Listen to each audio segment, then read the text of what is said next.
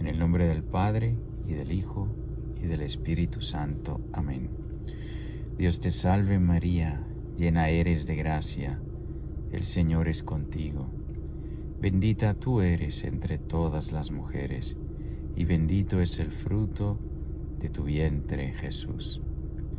Santa María, Madre de Dios, ruega por nosotros pecadores, ahora y en la hora de nuestra muerte. Amén. Shalom HaMashiach. Bienvenidos a este lunes de la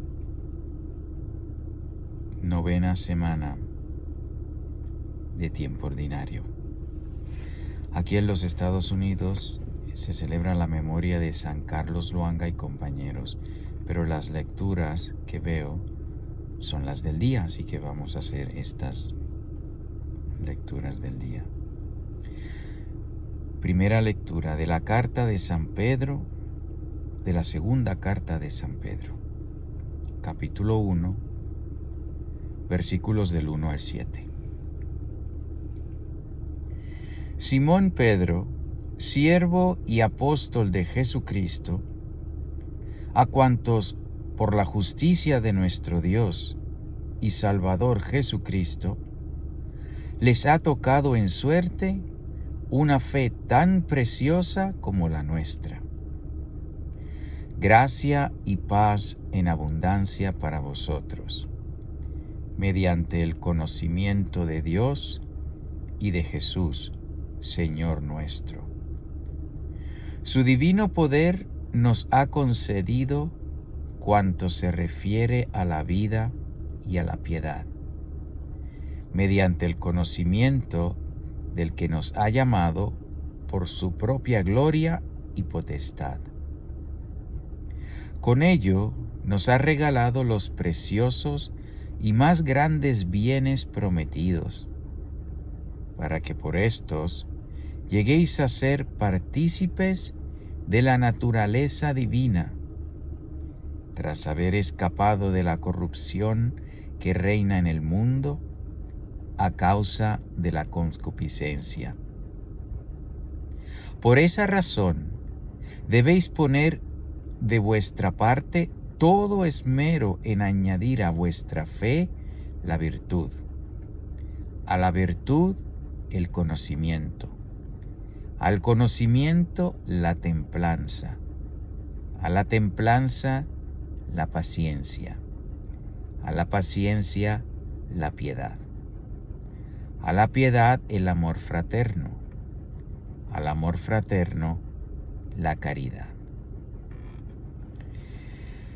Pues sí, he notado, así terminamos de leer la semana pasada la primera carta de San Pedro. Esta es la segunda que está en la Sagrada Escritura. No sé si escribiría más, pero solo estas dos son inspiradas para estar en la palabra de Dios.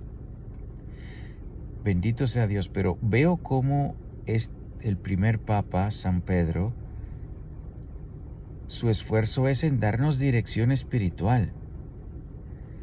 San Pablo, que también nos da dirección espiritual, pone énfasis en la historia de la salvación, en llamar a la conversión y en explicar la fe teológicamente. San Pedro nos da dirección espiritual, cómo vivir día a día, básicamente. Aquí la primera línea se presenta: Simón Pedro, siervo y apóstol de Jesucristo, y sigue: a cuantos por la justicia de nuestro Dios y Salvador Jesucristo les ha tocado en suerte una fe tan preciosa como la nuestra. Está escribiéndole a creyentes, a la iglesia entera. Es una de las cartas católicas, es decir, hay cartas que están dirigidas a grupos de personas en particular, como a los romanos, a los de Tesalónica, a los de Corinto. Aquí es a todos, por eso se llaman carta católica porque es a toda la iglesia. Cosa normal que han hecho los vicarios de Cristo desde un principio. Enviarle mensajes a la iglesia entera. Y aquí pues nos despierta a la realidad de que qué bendecidos somos. Jesucristo, a cuantos por la justicia de Dios y Salvador Jesucristo les ha tocado en suerte una fe tan preciosa como la nuestra, nos invita a ser agradecidos, a darle gracias a Dios por la fe. Tú y yo, asumiendo que eres bautizado, tenemos la fe más maravillosa que se puede tener, dada por el mismo Dios. La fe es un homónimo, es decir, son palabras que tienen más de un significado, son palabras iguales con más de un significado. A fe, la virtud de la fe se refiere a cuando nosotros aceptamos la revelación de Dios, la aceptamos por la fe. Pero aquí también San Pedro se está refiriendo a la revelación misma, la fe que hemos recibido, la fe católica, es decir, todo lo que contiene la Iglesia Católica, lo que cree la Iglesia Católica, lo que acepta la Iglesia Católica como revelación de Dios. A eso se refiere, no tanto a la virtud de yo creo lo que dice Dios, sino a todo lo que creo que dice Dios, ese depósito de la fe, esa información, esa comunicación que nos hace Dios. Y debemos ser agradecidos, porque de todos los grupos del planeta, de todos los grupos que han existido, solo nosotros en la Santa Iglesia Católica tenemos la fe verdadera. Nuestros hermanos hebreos recibieron la fe verdadera cuando estaba en gestación, en desarrollo, la fe verdadera, pero todavía no completa, estaba en el vientre, por así decirlo. Nosotros hemos recibido la fe ya nacida, la fe completa, porque la revelación pública terminó con la muerte del último apóstol. Si ese fue el caso, pero ya eso será otro video, puesto que hay quien sospecha que San Juan, el apóstol San Juan, sigue vivo. Y esto basado en el final del Evangelio de San Juan mismo, pero ya eso será otro video. Pero con la muerte, asumiendo que todos sí murieron del último apóstol, se acabó la revelación pública. Ya todo lo que Dios iba a decir, lo dijo, que lo que nos toca ahora es profundizar en eso que ya Él nos dejó, que se conoce como el depósito de la fe, de lo cual el magisterio infalible de la Iglesia Católica es custodio. Por eso nunca se va a ver ningún vicario de Cristo que contradiga el magisterio anterior de ningún papa. Eso no se ha visto jamás ni se verá.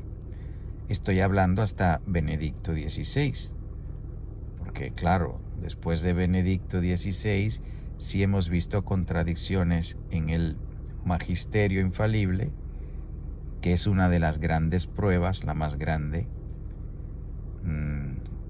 pues de que en estos momentos quien se sienta en Roma no es el vicario de Cristo. Tal vez ahora sea un buen momento para aclarar. En la fe, como católicos, en el Catecismo de la Iglesia Católica, en todos sus concilios, Concilio Vaticano II incluido, y el Catecismo de la Iglesia Católica publicado por San Juan Pablo II, y todos los catecismos anteriores, todos los documentos magisteriales de la Iglesia, en ellos se pueden contener tres cosas. Cosas que son de fe, que esas nunca cambian, sino que profundizamos en ellas. Cosas que tienen que ver con la moral, esas tampoco cambian, pero se puede profundizar en ellas. Y cosas de disciplina o costumbres, esas sí pueden cambiar, la disciplina. Y efectivamente han cambiado. Si en la enseñanza de la Iglesia de 2000 años vemos una cosa que ha cambiado, es porque es costumbre, es decir, la cosa que sí puede cambiar. Por ejemplo, pues el lenguaje de la liturgia. Hoy en día podemos ir al vernáculo, podemos ir a la liturgia en castellano. La Iglesia ha dado permiso y eso es un cambio, porque la primera liturgia se dijo no en latín, sino en arameo. La primera liturgia cristiana se decía en arameo, después en griego y después en latín. Y ahora pues podemos celebrarla en el vernáculo. Esas son cosas que sí pueden cambiar, no son esenciales y pertenecen a la disciplina. Ahora, lo que pertenece a la fe y a la moral, eso no cambia. El adulterio es pecado. Lo fue desde siempre, lo sigue siendo hoy y lo será hasta el final. Eso no cambia. Eso no puede venir un papa y decir, bueno, pues ahora está bien que se viva en adulterio y ahora está bien que se reciba la comunión en adulterio. Cosa que Jorge Mario Bergoglio ha dicho a nivel magisterial, cosa que es imposible que el magisterio de la Iglesia Católica se contradiga, porque está protegido por el Espíritu Santo. Pues este señor lo ha hecho, probando que él no tiene el don de la infalibilidad. Muchas personas dicen, pero ha habido papas malos. Sí, los ha habido. ¿Ha habido papas pecadores, grandes pecadores? Sí, los ha habido. ¿Ha habido papas que individualmente han aceptado la herejía? Sí, los ha habido. Lo que no ha habido es un papa con un magisterio podrido, con un magisterio que se equivoque, con un magisterio que contradiga, porque no es que yo diga que está mal, es que el magisterio está ahí. Y si alguien viene con un magisterio contradiciendo el magisterio anterior, una de dos. O el primer papa que dijo el magisterio estaba equivocado, o el que lo quiere cambiar está equivocado. Pero si uno de los dos está equivocado, pues una de dos. O el dogma de la infalibilidad no existe, pero sabemos que existe. O uno de ellos no es papa, porque el magisterio no puede contradecirse. Las costumbres pueden cambiar. Un papa, un verdadero papa, puede a nivel personal creer herejía, pero jamás el Señor ha permitido que eso llegue a nivel magisterial. Eso es el dogma de la infalibilidad, definido en el Concilio Vaticano I. Que el vicario de Cristo, cuando enseña desde la cátedra de San Pedro, es decir, desde su autoridad como pastor de la Iglesia, en materias de fe o de moral, no se puede equivocar. Eso es un don de Dios para su Iglesia. Por eso sabemos cuál es la verdad de la fe. Por eso no hay que estar pensando, pero lo que dice el catecismo aquí, ¿será verdad o no? ¿Será verdad que el Señor está presente después de la transubstanciación? Sí, es verdad. ¿Será verdad que existen 3 personas en la Santísima Trinidad? Sí, es cierto. ¿Será verdad que la Santísima Virgen fue concebida sin pecado original? Sí, porque materias de fe, el Señor no permite ni permitirá jamás que se nos enseñe error. Cuando un verdadero vicario de Cristo enseña cosas de fe o de moral no puede equivocarse, aunque él personalmente se equivoque, pero no a nivel magisterial. Solo este señor, Jorge Mario Bergoglio, lo ha hecho, obviamente porque él no es el vicario de Cristo. Esto es importante por los tiempos que estamos viviendo en la Santa Iglesia. No reconocer eso lleva a muchos errores. El más grande es el de redefinir el dogma de la infalibilidad papal. Hay personas que, queriendo a la iglesia, sabiendo que Dios no abandona su iglesia y creyendo que Bergoglio es papa, pues dicen, pues si Dios no abandona la iglesia, lo que él diga, pues está bien. No funciona así. No funciona así. Eso es como decir, bueno, pues como el matrimonio es indisoluble y el matrimonio lleva consigo ciertas obligaciones, pues entonces yo con esta mujer debo cumplir esas obligaciones y serle fiel. Pero ¿y qué tal si esta no es mi esposa? Entonces no puedo hacerlo. Sería adulterio. Son dos cosas. La indisolubilidad del matrimonio es una realidad. Las obligaciones conyugales son una realidad. Pero si quiero aplicar eso a una que no es mi esposa, es pecado. La infalibilidad papal es realidad. La obediencia filial al Papa es necesaria. Pero aplicarla a uno que no es Papa es un pecado. Por eso es importante reconocer quién es este Señor. Porque corremos el riesgo de adulterar la fe.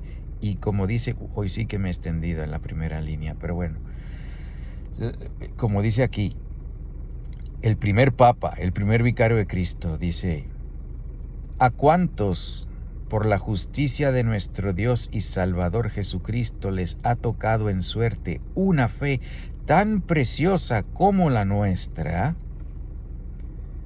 Debemos cuidar la fe.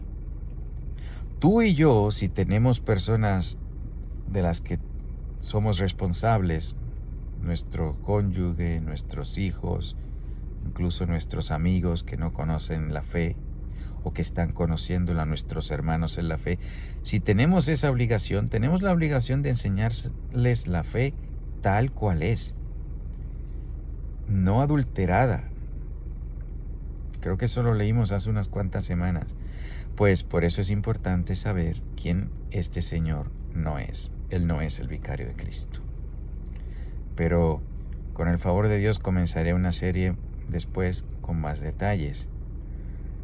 Llevo 18 minutos. Pues seguir un poquito aquí. De la misma carta de San Pedro.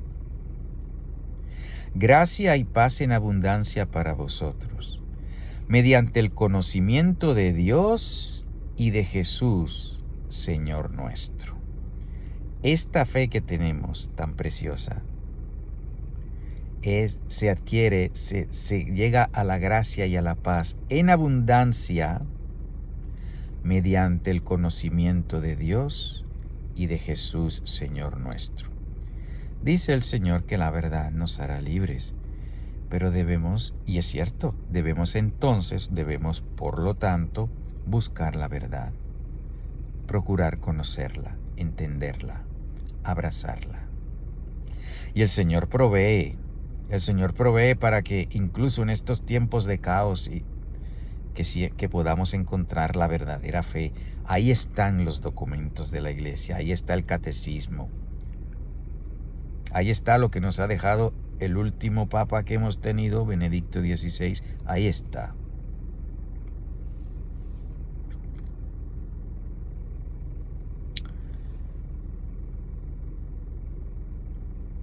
Su divino poder nos ha concedido cuanto se refiere a la vida y a la piedad, mediante el conocimiento del que nos ha llamado por su propia gloria y potestad, con ello nos ha regalado los preciosos y más grandes bienes prometidos, para que por estos lleguéis a ser partícipes de la naturaleza divina.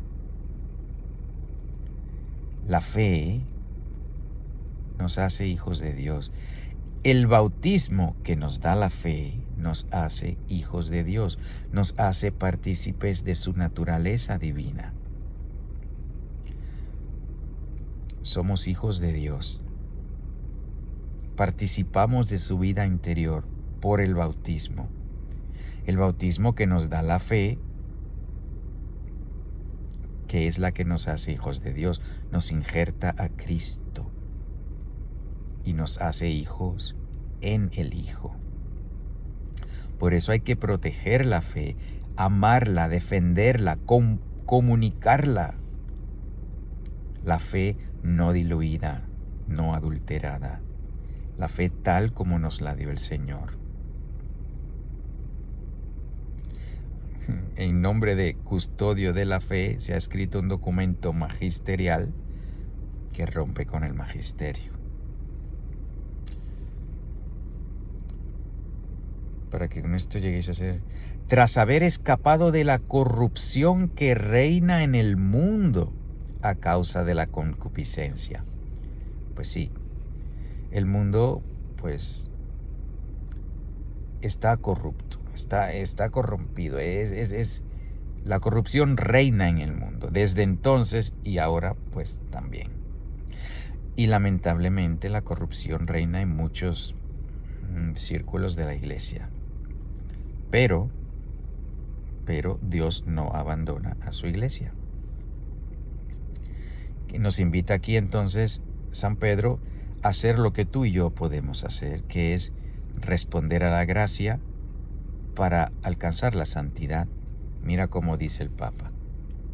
Por esta razón, debéis poner de vuestra parte todo esmero, no a medias tintas, todo el corazón, todo esmero en añadir a vuestra fe la virtud, a la virtud el conocimiento, al conocimiento la templanza, a la templanza la paciencia, a la paciencia la piedad, a la piedad el amor fraterno, al amor fraterno la caridad.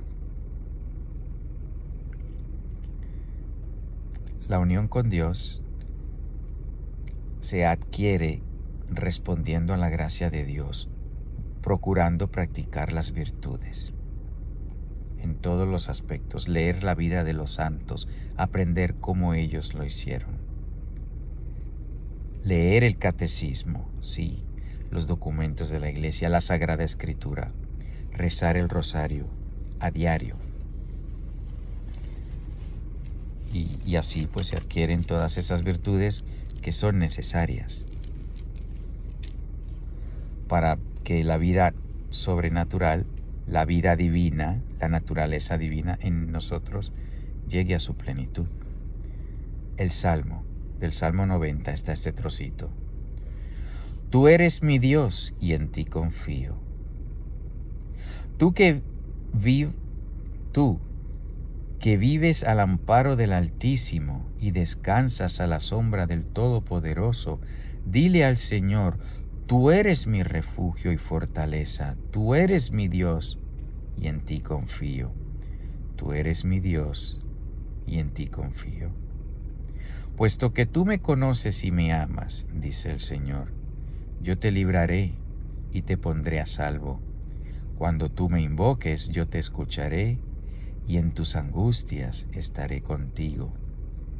Tú eres mi Dios y en ti confío. A quien se acoge a mí, dice el Señor, yo lo defenderé y colmaré de honores. Lo haré disfrutar de larga vida y haré que pueda ver mi salvación. Tú eres mi Dios, en ti confío.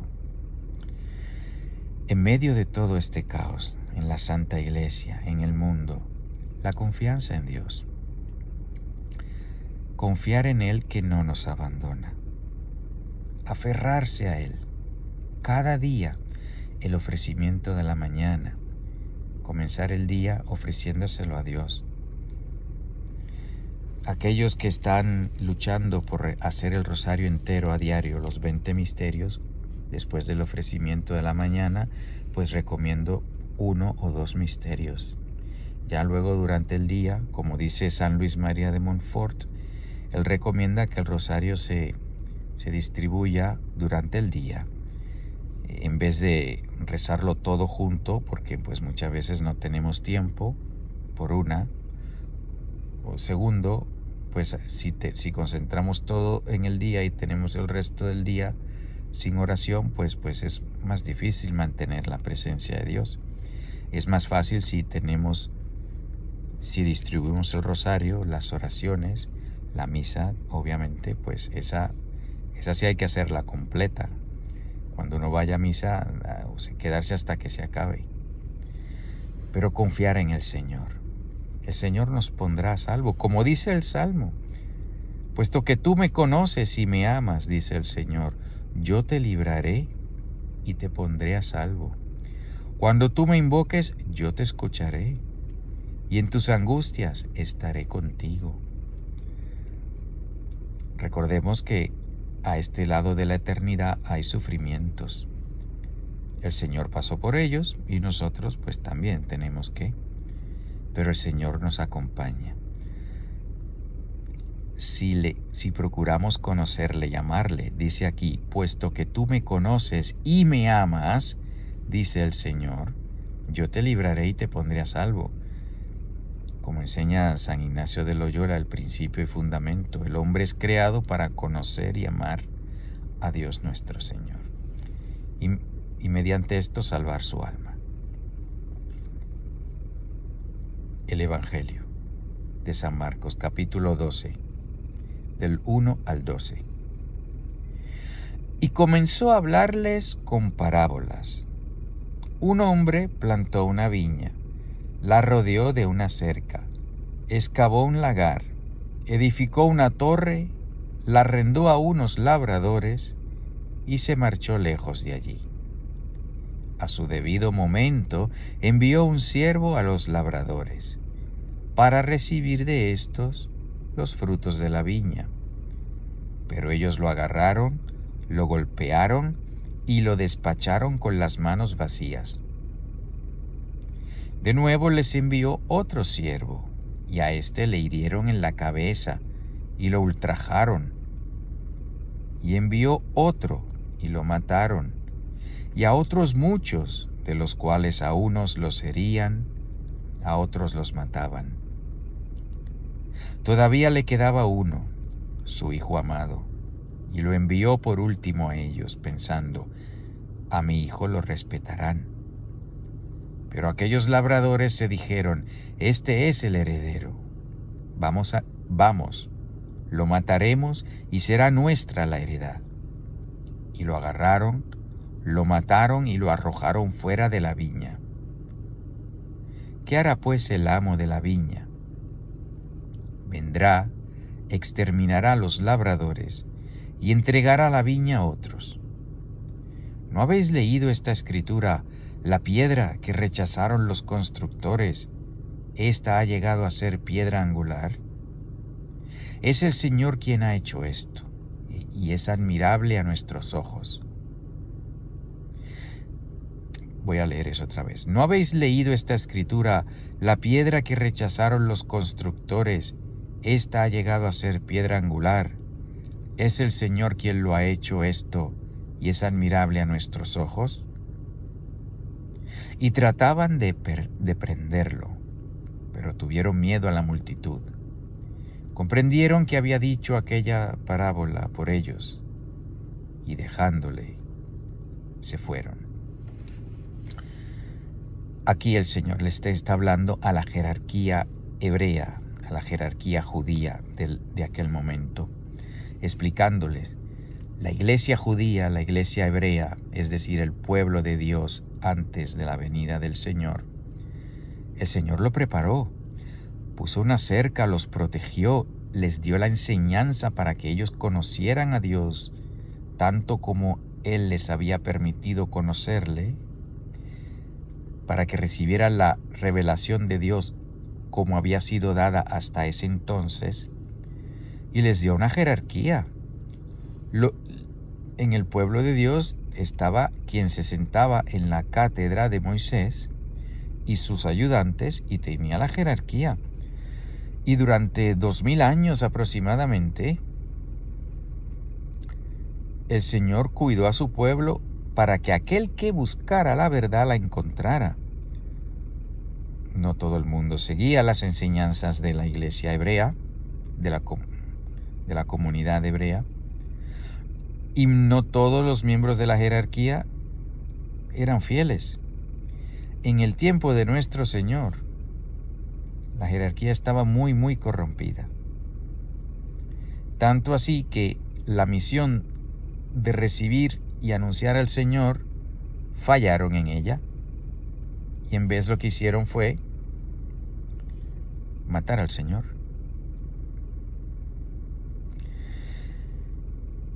¿Qué hará pues el amo de la viña? Vendrá, exterminará a los labradores y entregará la viña a otros. Fue el nacimiento de la iglesia.